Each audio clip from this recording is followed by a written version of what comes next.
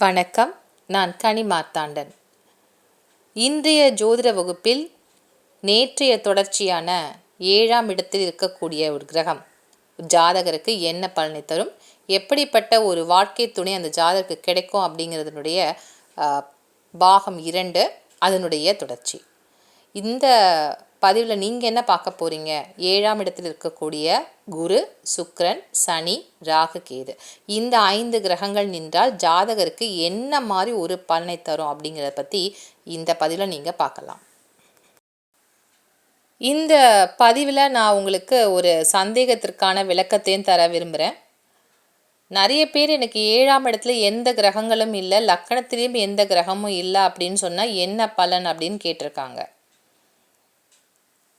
7ஆம் இடத்தில் கிரகங்களே இல்லை என்றால் அந்த 7ஆம் இடத்திற்குரிய அதிபதி எந்த ஸ்தானத்தில் போய் அமர்ந்திருக்கிறார் அப்படின்னு பார்க்கணும். 7ஆம் இடத்தை பார்க்கக்கூடிய கிரகங்கள் என்ன அப்படிங்கிறதையும் பார்க்கணும். லக்கணத்திலேருந்து ஏதாவது கிரகங்கள் இருந்து 7ஆம் இடத்தை பார்க்குதான்றதையும் பார்க்கணும்.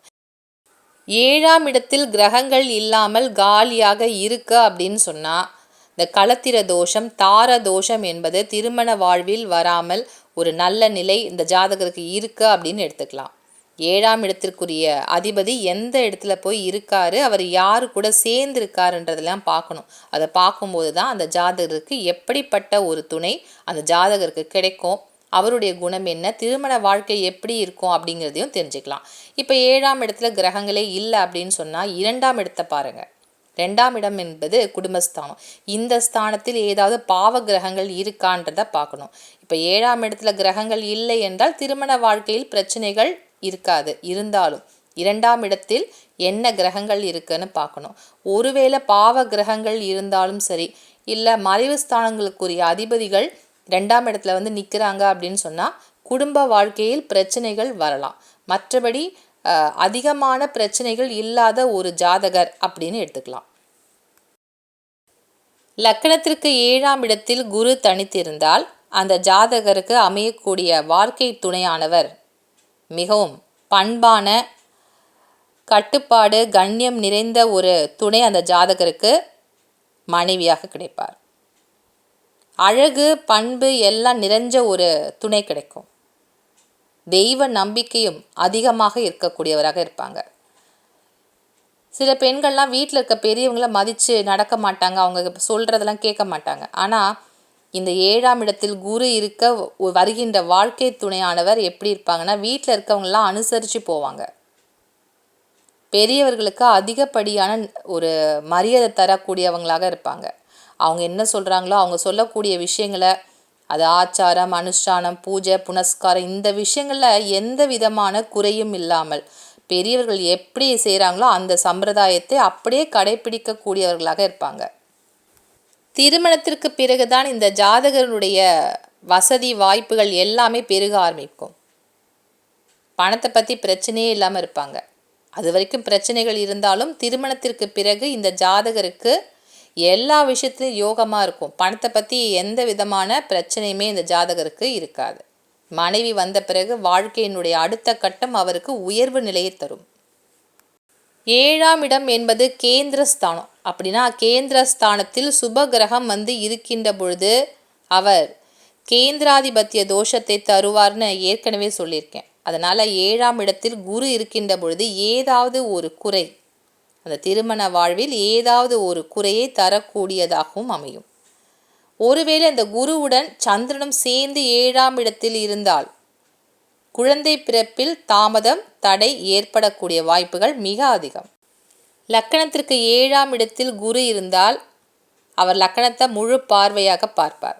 சுப தன்மை கொண்ட குரு லக்கணத்தை பார்க்கறதுனால குரு பார்க்க கோடி நன்மை. எப்பொழுதுமே குரு தான் இருக்கின்ற இடத்தை விட பார்க்கின்ற இடத்திற்கு அதிகப்படியான பலன்கள் உண்டு. அதனால் ஜாதகருக்கு நல்ல குணங்கள் இருக்கும். எப்படி வந்து மனைவி ரொம்ப கட்டுக்கோப்பான ஒரு பெண்ணாக இருப்பாங்களோ அதே மாதிரி இந்த ஜாதகரும் கண்ணியமானவராக, நல்ல ஒழுக்கம் நிறைந்தவராக இருப்பார். கெட்ட பழக்க வழக்கங்களுக்கு இவர் ஆளாக மாட்டார்.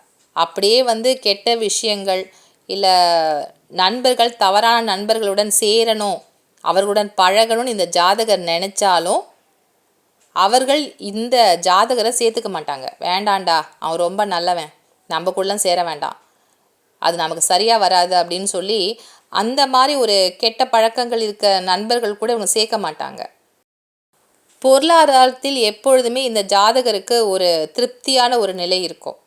வருகின்ற வருமானம் ஆகட்டும், அவருடைய செலவுகளும் எல்லாமே கட்டுக்கோப்பாக எல்லாமே சரியாக இருக்கும். அவருக்கு ரொம்ப அதிகப்படியான செலவுகளோ இல்லை பிரச்சனைகளோ இந்த ஜாதகருக்கு வராது. இந்த ஜாதகரை ஏதாவது ஒரு திருமண நிகழ்ச்சிக்கு கூட்டிகிட்டு போகிறாங்க அப்படின்னு சொன்னால் அது நிச்சயமாக அது சுபகாரியம் கைகூடும். இப்போ பொண்ணு பார்க்குற ஒரு நிகழ்ச்சி நடக்குது, ஒரு நண்பர் வீட்டில் நடந்துட்டுருக்கு. நண்பர் சொல்கிறாரு, நீனும் வாடா வந்து சேர்ந்துக்கோ, என்னோடய அக்காவை இன்றைக்கி பொண்ணு பார்க்க வராங்க, நீனு வந்து கொஞ்சம் உதவியாரு அப்படின்னு கூட்டிகிட்டு போகிறாருன்னு வச்சுப்போம்.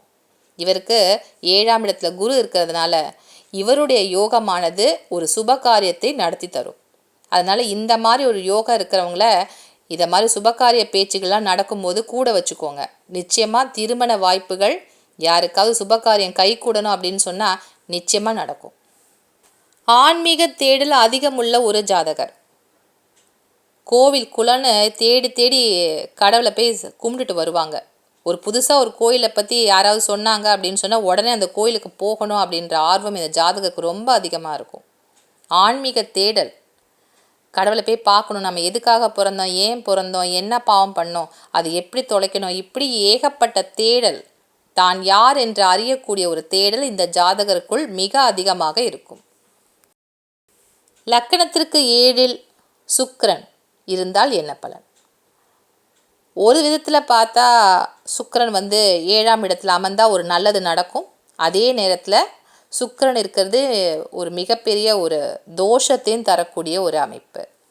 7ஆம் இடத்தில் சுக்கிரன் இருப்பது காரகோ பாவ நாஸ்தி அப்படிங்கிற ஒரு விதி செயல்படும்.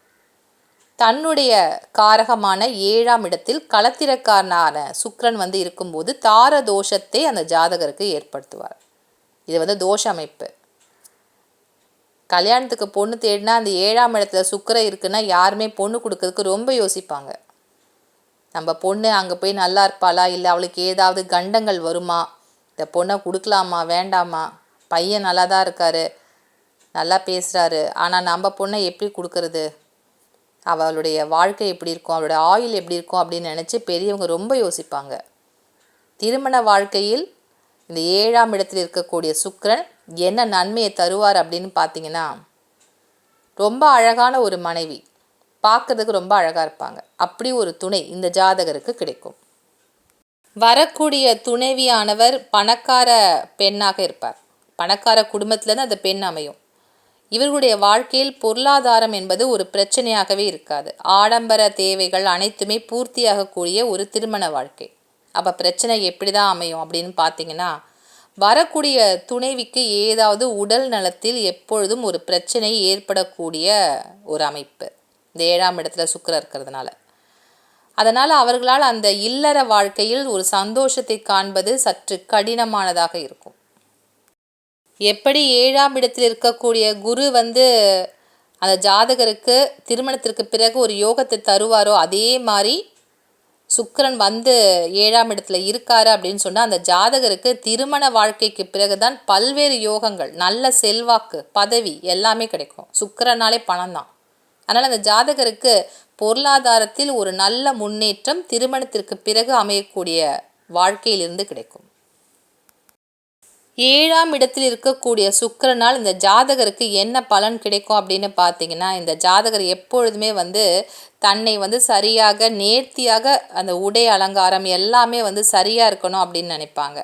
எல்லா இடத்துலையும் பார்க்கும்போது நம்ம தனியாக தெரியணும் அப்படிங்கிற மாதிரி கொஞ்சம் மெனக்கெட்டு தன்னுடைய அலங்காரத்தை செஞ்சுப்பாங்க.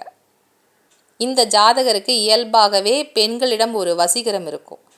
இவரை பார்த்தாலே கொஞ்சம் பெண்கள்லாம் வந்து பேசுவாங்க, பழகுவாங்க. இந்த விஷயங்களால் இவருக்கு காதல் வயப்படக்கூடிய வாய்ப்புகள் மிக சிறிய வயதிலேயே ஏற்படும். ஆனால் இந்த காதல் என்பது திருமணத்தில் வந்து சேருமா அப்படிங்கிறத அவருடைய ஜாதக அமைப்பை பார்த்து தான் சொல்ல முடியும். 7ஆம் இடத்துல சுக்கிரன் இருக்கிறதுனால காதல் திருமணம் அப்படின்னு சொல்லி முடிவு கட்ட முடியாது. இந்த 7ஆம் இடத்தில் இருக்கக்கூடிய சுக்கிரன் ஒரு காதல் வயப்படக்கூடிய தன்மையை அந்த ஜாதகருக்கு தருவார்.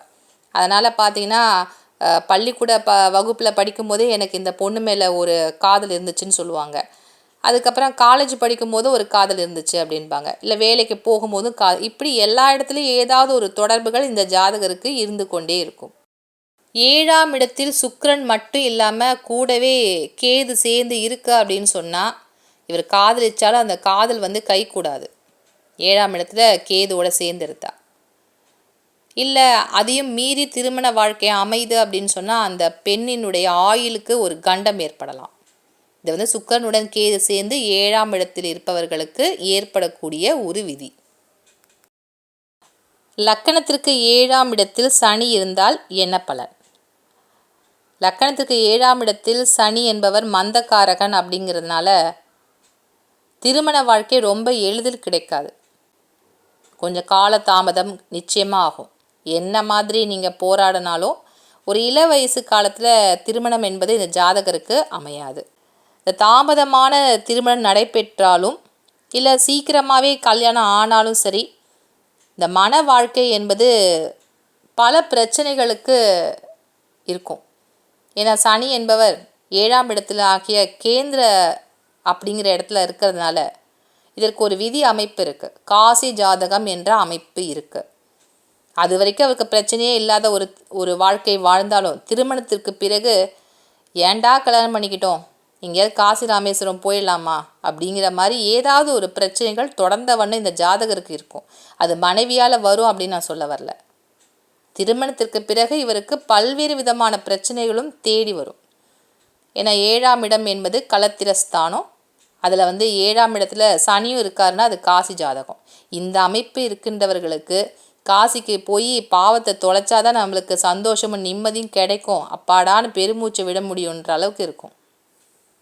வாழ்க்கை துணை எப்படி இருப்பாங்க அப்படின்னு பார்த்தீங்கன்னா, இந்த ஜாதகருக்கு அமையக்கூடிய வாழ்க்கை துணை இவரை விட குறைவான படிப்பு படித்தவராக இருப்பார்.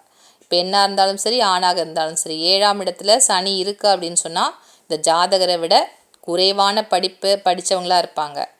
அதே மாதிரி பொருளாதாரத்தில் வசதி வாய்ப்புகள், இந்த விஷயத்தில் ஜாதகர் எந்த அளவுக்கு வசதி வாய்ப்புகள் இருக்கோ அதை விட குறைவான தகுதி உடையவர்களாக இருப்பாங்க. வரக்கூடிய மனைவியினுடைய தோற்றமானது இந்த ஜாதகரை விட சற்று வயதான தோற்றம் உடையவராக இருப்பார். இப்போ திருமணத்திற்கும் போது 2 பேரும் பார்க்கறதுக்கு நல்லா இருக்கிற மாதிரி இருப்பாங்க, ஜோடி இணையாக கூட தெரியலாம். ஆனால் அந்த திருமணத்திற்கு பிறகு ஒரு 2-3 ஆண்டுகள் ஆகின்ற பொழுதே அவருடைய துணையினுடைய தோற்றமானது இந்த ஜாதகரை விட சற்று வயதான ஒரு தோற்றத்தை உடையவராக மாறிவிடுவார். அதே மாதிரி இப்போ 7ஆம் இடத்துல சனி இருக்கிற ஒரு பொண்ணுக்கு மாப்பிள்ளை எப்படி அமைவாங்கன்னு பார்த்தீங்கன்னா, கொஞ்சம் அதிகப்படியான வயது இடைவெளி இருக்கிற மாதிரி ஒரு துணை அமையும். ஒரு சிலருக்கு இந்த 7ஆம் இடத்துல இருக்கிற சனியால் ஜாதி மதம் குலம் இது எல்லாத்தையும் தாண்டி ஒரு துணை அமையக்கூடிய அமைப்பும் உண்டு. அப்படி திருமண வாழ்க்கை அமைஞ்சா கூட ஏண்டா இப்படி ஒரு திருமணத்தை எல்லாரையும் நம்ம விரோதித்து இப்படி ஒரு திருமணத்தை பண்ணிக்கிட்டோம்ன்ற மாதிரி அவர்களுக்கு இந்த திருமணத்திற்கு பிறகு ரொம்ப பிரச்சனையாக இருக்கும். 7ஆம் இடத்தில் இருக்கக்கூடிய சனியால் இந்த ஜாதகருக்கு என்ன பலன் கிடைக்கும் அப்படின்னு பார்த்தீங்கன்னா, நல்ல நண்பர்கள் என்பவர்கள் இந்த ஜாதகருக்கு கிடைக்க மாட்டாங்க. இவர் எவ்வளவுதான் ஒரு நல்ல படிக்கிறவங்க அப்படி இப்படின்னு நல்ல வசதியாக இருக்கவங்களோட இவர் ஒரு நட்பை ஏற்படுத்திக்கணும் அப்படின்னு நினச்சாலும் அந்த நட்பு வட்டத்துக்குள் இவரால் நுழைய முடியாது.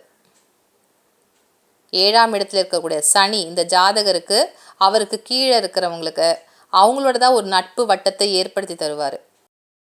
சுறுசுறுப்பு இந்த ஜாதகருக்கு இருக்காது. எப்போவுமே கொஞ்சம் மந்தமாகவே இருக்கிற மாதிரி இருப்பார். வேலைன்னு வந்துட்டால் அதிகப்படியாக தெம்போடு எல்லா வேலையும் இழுத்து போட்டு செய்வார். வேலையே இல்லை அப்படின்னு சொன்னால் ஒரு நாள் கூட முழுசாக தூங்குவார். அந்த அளவுக்கு சோம்பேறித்தனம் இந்த ஜாதகருக்கு இயல்பாகவே இருக்கும். எல்லா விஷயத்தையும் ஒரு நீதி நேர்மை நியாயம் இதெல்லாம் இருக்கணும் அப்படின்னு சொல்லி நினைப்பாங்க. அடுத்தவர்களுடையதை எடுத்துக்கணும் அப்படின்ற எண்ணம் இந்த ஜாதகருக்கு வராது. எல்லாத்தையும் நேர்மையுடனே சந்திக்கணும் அப்படிங்கிற ஒரு எண்ணம், அதில் ஒரு திடம் இந்த ஜாதகருக்கு அதிகமாக இருக்கும். லக்கணத்திற்கு 7ஆம் இடத்தில் ராகு ஒரு ஜாதகத்தில் இருந்தால் எப்படி இருக்கும்? இந்த ஜாதகருக்கு உறவில் திருமணம் என்பது அமையாது. ரொம்ப தூரத்தில் கொஞ்சம் அந்நியத்தில் இருக்கிற மாதிரி தான் திருமண வாழ்க்கை என்பது இந்த ஜாதகருக்கு அமையும். சில நேரங்களில் வேறு மதம் வேறு ஜாதி இந்த மாதிரி இருக்கிறவங்கள கூட இவங்க காதல் திருமணம் செய்து கொள்ளக்கூடிய வாய்ப்புகள் இருக்கும். இல்லை காதல் திருமணமே இல்லை அப்படின்னு சொன்னால் கூட பெண்ணு தேடுறதுக்காக ஏதாவது ஒரு திருமண மையத்தில் எழுதி வச்சுருப்பாங்க. வரக்கூடிய வரன்கள் எதுவுமே இவருக்கு ஒத்து போகாது. வேறு ஜாதியில் இருக்க பொண்ணாக இருந்தாலும் பரவாயில்ல பிடிச்சிருக்கா அப்படின்னு சொல்லி கூட கல்யாணம் பண்ணிப்பாங்க. இப்படி அந்நிய மதத்தில் திருமணம் செய்து கொள்ளக்கூடிய ஒரு ஜாதக அமைப்பு இவருக்கு உண்டு. வரக்கூடிய வாழ்க்கை துணைவி எப்படி இருப்பாங்க, அவங்களோட பேச்சு எப்படி இருக்கும் அப்படின்னு பார்த்தீங்கன்னா, நல்லா பேசுகிற மாதிரி தான் தெரியும். ஆனால் வெடுக்கு வெடுக்குன்னு பேசுவாங்க. அவங்க பேசுகிறது நிறைய நேரத்தில் எரிச்சலாக இருக்கும். ஏன் இப்படிலாம் பேசுகிறாங்க அப்படின்ற மாதிரி இருக்கும். உனக்கு சரியாகவே பேச தெரியாதா, எப்படி பேசணும் கூட உங்கள் வீட்டை சொல்லித்தரலையான்ற மாதிரி இந்த ஜாதகருக்கு எரிச்சலை மூட்டுற மாதிரி வரக்கூடிய வாழ்க்கை துணையினுடைய பேச்சானது இருக்கும். நிறைய நேரத்தில் நெகட்டிவ்னு சொல்கிறாங்களே, எதிர்மறையான பேச்சுகள் தான் அவங்க பேசுவாங்க. ஒரு சுபகாரிய விஷயம் பேசிகிட்டு இருக்கும்போது அது நடக்காது, இப்படிலாம் நடக்கும், ஐயோ இது சரியாக வராது அப்படின்ற மாதிரி சொல்லிடுவாங்க. அப்போது சுபகாரிய பேச்சுகளில் வந்து தடை வருமா அப்படின்ற மாதிரி தோணலாம். சில நேரங்களில் இந்த ராகு என்பவர் கருணாக்க குறிக்கக்கூடிய ஒரு கிரகம் அப்படிங்கிறதுனால இவங்க சொல்கிறது பழிக்கவும் செய்யும். இந்த அமைப்பு இருக்கவங்களுக்கு நல்ல பொருத்தம் பார்த்து தான் திருமணமே செய்யணும். ஏன்னா கருத்து வேறுபாடு அதிகமாக வரக்கூடிய ஒரு ஜாதக அமைப்பு. திருமண வாழ்க்கையில் வந்து கருத்து வேறுபாடு அதிகமாக இருக்கிறதுனாலே அவங்க 2 பேரும் சண்டை போட்டு பிரிஞ்சு போகிறதுக்கான வாய்ப்புகளும், அதுக்கு பிறகு இன்னொரு திருமணம் 2வது தாரம் என்பது இந்த ஜாதகருக்கு ஏற்படக்கூடிய அமைப்புகளும் அதிகமான வாய்ப்புகள் உண்டு. 7ஆம் இடத்தில் இருக்கக்கூடிய ராகுவால் இந்த ஜாதகருக்கு என்ன பலன் கிடைக்கும் அப்படின்னு பார்த்தீங்கன்னா, இந்த ஜாதகருக்கு எப்போவுமே ஒரு விஷமத்தன்மை இருக்கும். எல்லாத்துலேயும் வந்து சூசகமாக யார்கிட்டையாவது கோல் முட்டி விடுவாங்க. அதனாலே வந்து நிறைய இடத்துல பிரச்சனை வரும். இந்த விஷமத்தனம் இந்த ஜாதகருக்கு ரொம்ப ஜாஸ்தி தான். இவர் என்ன தப்பு செஞ்சாலும் அதை ஒத்துக்கவே மாட்டார். கேட்டால் அது நான் இல்லவே இல்லைன்னு சாதிச்சு காட்டுவார். நடக்கவே இல்லை, நான் அப்படி ஒரு விஷயத்தை செய்யலை அப்படின்றவார். லக்கணத்தில் கேது வந்து அமர்ந்திருப்பதால் இந்த ஜாதகருக்கு ஒரு விரக்தி தன்மை, தனிமை என்பது ரொம்ப பிடிக்கும். திடீர்னு பார்த்தா சோர்ந்து போய் யார்ட்டுமே பேசாமல் இருப்பார், விரக்தியாக இருப்பார். கீழ்த்தரமான விஷயங்களையும் நாடுவதற்கு இந்த ராகு துணை புரிவார். ராகு என்பவர் போகக்காரகன் என்றதுனால இந்த ஜாதகருக்கு கீழ்த்தரமான விஷயங்களில் பிற பெண்களுடன் கீழ்த்தரமான உறவு கொள்வதற்கும் அவரை தூண்டுவார். குருவின் பார்வை லக்கணத்திற்கு கிடைத்தால் இந்த ஜாதகர் பிழைத்து கொள்ள முடியும். லக்கணத்திற்கு 7இல் கேது இருந்தால் திருமண வாழ்க்கை என்பது எளிதில் கைகூடாது. ஏனென்றால் கேது என்பவர் தடையை தரக்கூடிய ஒரு கிரகம். அதுவும் லக்கணத்தில் 7ஆம் இடத்துல கேது இருந்தால் திருமண வாழ்க்கை என்பது எளிதில் அமையாது. போராட்டமான ஒரு திருமண வாழ்க்கை அப்படின்னு சொல்லலாம். இவங்களுக்கு பொண்ணு பிடிச்சிருக்கோம், ஆனால் பொண்ணு வீட்டில் ஒத்துக்க மாட்டாங்க. சரின்னு சொல்லுவாங்க, கடைசி நிமிஷத்தில் வேண்டாம் அப்படின்னு சொல்லிடுவாங்க. இப்படி தட்டி போகின்ற திருமண வாய்ப்பு இந்த ஜாதகருக்கு. ஒரு சிலருக்கு இதுவே ரொம்ப எரிச்சலாகி எனக்கு கல்யாணமே வேண்டாம், நான் சாமியாராக போகிறேன், எனக்கு கல்யாண பேச்சே பேசாதீங்க அப்படின்ற மாதிரி கூட இருப்பாங்க. வரக்கூடிய துணை இந்த ஜாதகருக்கு எப்படி அமைவாங்க அப்படின்னா, ஒரு வியாதி இருக்கிற மாதிரி ஒரு துணை இருக்கும். ஆரோக்கியத்தில் ஏற்கனவே பிரச்சனை உடைய ஒரு துணை இந்த ஜாதகருக்கு தெரியாமலே வந்து திருமண வாழ்க்கையில் வந்து அமைவார். அவங்களுக்கு தெரிஞ்சிருக்காது, அந்த பெண்ணுக்கு எந்த வியாதியுமே இல்லை அப்படின்னு நினச்சிருப்பாங்க. அது திருமணத்திற்கு பிறகு தான் அந்த பெண்ணுக்கு பல வியாதி பிரச்சனைகள் இருக்கா அப்படின்னு தெரியும். கல்யாணத்துக்கு அப்புறம் சில பேருக்கு வியாதிகள் வரலாம், ஆனால் இது ஏற்கனவே இருக்கக்கூடிய வியாதிகளாக இருக்கும். திருமண வாழ்க்கை என்பது 27 வயது தாண்டிய பிறகு இந்த ஜாதகருக்கு திருமண வாழ்க்கை என்பது அமைந்தால் அதிகப்படியான போராட்டங்களை இந்த ஜாதகர் தவிர்க்கலாம். அப்படி இல்லை, அதுக்கு முன்னாடியே திருமண வாழ்க்கை அமையுது அப்படின்னு சொன்னால் ஒரு 7 ஆண்டுக்குள்ளே இந்த ஜாதகருக்கு திருமண வாழ்வில் ஒரு பிரிவு ஏற்படக்கூடிய வாய்ப்புகளும் அதிகம். 7ஆம் இடத்தில் இருக்கக்கூடிய கேது இந்த ஜாதகருக்கு என்ன பலனை தருவார் அப்படின்னு பார்த்தீங்கன்னா, லக்கணத்திலே ராகு இருப்பார். அதனால் இந்த ஜாதகருக்கு அவர் பேச்சு தான் ரொம்ப பெரிய ஒரு பிரச்சனையாக இருக்கும். சும்மா எதுக்கு எடுத்தாலும் பேசிக்கிட்டே இருப்பாங்களே, இந்த ஜாதகருக்கு அந்த மாதிரி எதுக்கு எடுத்தாலும் பேசிக்கிட்டே இருப்பார். கொஞ்சம் பேச்சை குறை அப்படின்னு அடுத்தவங்க சொல்கிற மாதிரி இருக்கும். மனதில் நிம்மதி என்பது இல்லாத ஒரு ஜாதகராக இருப்பார். திருமணத்திற்கு பிறகு ஒன்று பொண்ணுக்கு வரக்கூடிய துணைக்கு நோய் இருக்கலாம், அப்படி இல்லைன்னா இந்த ஜாதகருக்கே நோய்வாய்ப்படக்கூடிய அமைப்பும் இருக்கலாம். 2 பேரில் யாருக்கு அந்த லக்னஸ்தானம் எப்படி இருக்குது அப்படின்னு பார்த்தா தான் தெரிஞ்சுக்க முடியும். நோயினுடைய தாக்கமானது இரவு நேரங்களில் மிக அதிகமாக இருக்கக்கூடிய ஒரு ஜாதகம். அதனால் இரவு நேரத்தில் தான் ரொம்ப ஜாஸ்தியாக அந்த நோயினுடைய வீரியம் தெரியும் அந்த ஜாதகருக்கு. ஆக மொத்தம் 2 பேரில் யாருக்காவது கொஞ்சம் அதிகப்படியான வியாதி தொந்தரவுகள் அமையும். பெண்களால் இந்த ஜாதகருக்கு எப்போவுமே பிரச்சனையாகவே இருக்கும். யாருனே தெரியாத ஒரு பொண்ணாக இருந்தால் கூட இவர்கிட்ட பிரச்சனை பண்ணுவாங்க. எதுக்காக நம்மக்கிட்ட பிரச்சனை பண்ணுறாங்க அப்படின்ற மாதிரி யோசிப்பார். இப்படி பெண்களால் பிரச்சனைகள் வரக்கூடிய ஜாதக அமைப்பு. இதுவரைக்கும் நீங்கள் பார்த்தது அனைத்துமே நேர்கதியில் செல்லக்கூடிய கிரகங்களுடைய பலன்கள் 7ஆம் இடத்தில் இருந்தால் என்ன பலன் அப்படின்னு தான் பார்த்துருக்கீங்க. வக்ரகதி அப்படிங்கிறப்போ அதனுடைய பலன்கள் மாறுபடும். இப்போ நான் கொடுத்துருக்க பலன்கள் எல்லாமே ஒரு கிரகத்தினுடைய காரகத்துவம் 7ஆம் இடத்துல இருந்தால் எப்படி செயல்படும் அப்படிங்கிற மாதிரி தான் தந்திருக்கேன். எந்த லக்கணத்திற்குரிய ஸ்தான அதிபதி 7ஆம் இடத்துல இருந்தால் என்ன பலன் அப்படிங்கிற முறையில் தரல. அதனால் நீங்கள் அந்த ஸ்தான அதிபதியினுடைய பலனையும் எடுத்து வச்சு தான் நீங்கள் 7ஆம் இடத்தில் இருக்கக்கூடிய கிரகத்தினுடைய முழுமையான பலனை நீங்கள் தெரிஞ்சுக்க முடியும்.